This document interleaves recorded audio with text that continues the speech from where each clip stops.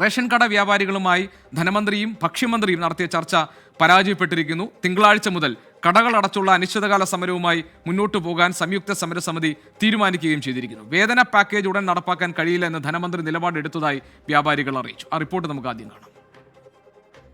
സമാനതകളില്ലാത്ത പ്രതിസന്ധിയിലൂടെയാണ് സംസ്ഥാനത്തെ റേഷൻ മേഖല മുന്നോട്ടു പോകുന്നത്. വാതിൽപ്പടി സേവനം നടത്തുന്ന കരാറുകാർ ഇതിനോടകം സമരത്തിലാണ്. അതിനിടയിലാണ് റേഷൻ കട വ്യാപാരികളും സമരപ്രഖ്യാപനം നടത്തിയത്. റേഷൻ മേഖല നേരിടുന്ന പ്രശ്നങ്ങൾ ചർച്ച ചെയ്യാൻ തുടങ്ങിയിട്ട് കാലം കുറയായി. പക്ഷെ ഇപ്പോഴും മാറ്റമൊന്നുമില്ല. വേതനം മാസങ്ങളായി മുടങ്ങിയതോടെ സമരം പ്രഖ്യാപിച്ചു. പ്രശ്നപരിഹാരത്തിന് ആദ്യം നടത്തിയ ചർച്ച പരാജയപ്പെട്ടിരുന്നു.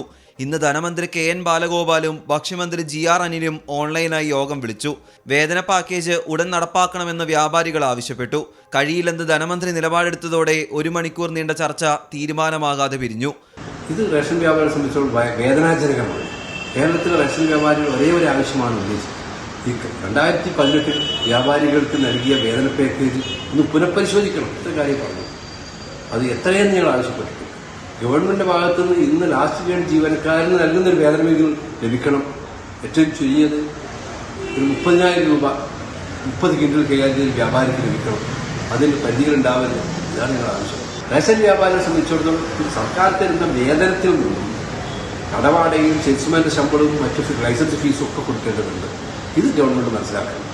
മുൻ നിശ്ചയിച്ചത് പ്രകാരം തിങ്കളാഴ്ച മുതൽ റേഷൻ കടകൾ അനിശ്ചിതകാലത്തേക്ക് അടഞ്ഞുകിടക്കും. ചെയ്ത ജോലിയുടെ കൂലി വാങ്ങാനും തൊഴിലാളികളുടെ അവകാശങ്ങൾ നേടിയെടുക്കാനുമാണ് ഈ സമരം. അവരെയും കുറ്റം പറയാനാകില്ല. ഈ മാസത്തെ ഭക്ഷ്യധാന്യങ്ങളുടെ വിതരണം അവസാനിക്കാൻ ദിവസങ്ങൾ ബാക്കി നിൽക്കെയുള്ള സമരം പൊതുജനങ്ങളെയും ബാധിക്കും. സമരത്തിന് മുന്നേ ഭക്ഷ്യധാന്യങ്ങൾ വാങ്ങണമെന്ന് പൊതുജനങ്ങളെയും ഓർമ്മപ്പെടുത്തുകയാണ്. രാഹുൽ സുരേഷ്, 24 കോഴിക്കോട്. പൊതുജനം കഴുതയല്ല സാർ. ഗത്യന്തരമില്ലാതെയാണ് സമരമുഖത്തേക്ക് കടക്കേണ്ടി വരുന്നത് എന്നതാണ് റേഷൻ വ്യാപാരികൾ പറയുന്നത്. വേതനത്തിൽ വർധനവ് വേണം എന്നത് ഒരു ന്യായമായ ആവശ്യമായി അവർ അവതരിപ്പിക്കുകയും ചെയ്തിട്ടുണ്ട്.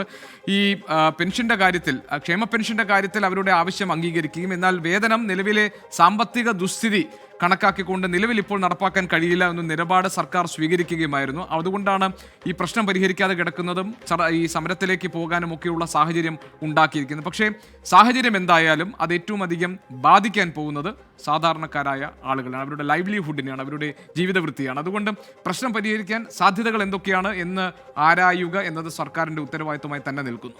ഈ വിഷയത്തിൽ റേഷൻ കോർഡിനേഷൻ കമ്മിറ്റിയുടെ ജനറൽ കൺവീനർ ജോണി നെല്ലൂരിൻ്റെ പ്രതികരണം കൂടി നമുക്ക് ഈ വിഷയത്തിൽ നോക്കാം. ആളുകൾ ഒരുപാട് പേർ ഈ റേഷൻ കടകളുടെ പ്രശ്നങ്ങളുമായി ബന്ധപ്പെട്ട കാര്യങ്ങളിൽ അവരുടെ അഭിപ്രായങ്ങൾ പറയുന്നുണ്ട്. പ്രശ്നം പരിഹരിക്കപ്പെടേണ്ടതാണ്. ജോണി നെല്ലൂരിൻ്റെ പ്രതികരണം കാണാം. റേഷൻ വ്യാപാരികളുടെ സമരം തീർക്കണം അല്ലെങ്കിൽ തീരണം എന്ന് യാതൊരു ആത്മാർത്ഥയുമില്ലാത്ത ധനകാര്യമന്ത്രിയുടെ നിലപാടിനോട് കടുത്ത പ്രതിഷേധമാണ് ഉള്ളത്. ഭക്ഷ്യമന്ത്രിയുടെ നിസ്സഹായാവസ്ഥ നമുക്ക് എല്ലാവർക്കും അറിയാം. അദ്ദേഹം കഴിഞ്ഞ ദിവസങ്ങളിലൊക്കെ പറഞ്ഞത് ഇന്നും ആവർത്തിച്ചു എന്നല്ലാതെ അദ്ദേഹത്തിന് പുതിയതായി ഒന്നും പറയുവാനില്ല.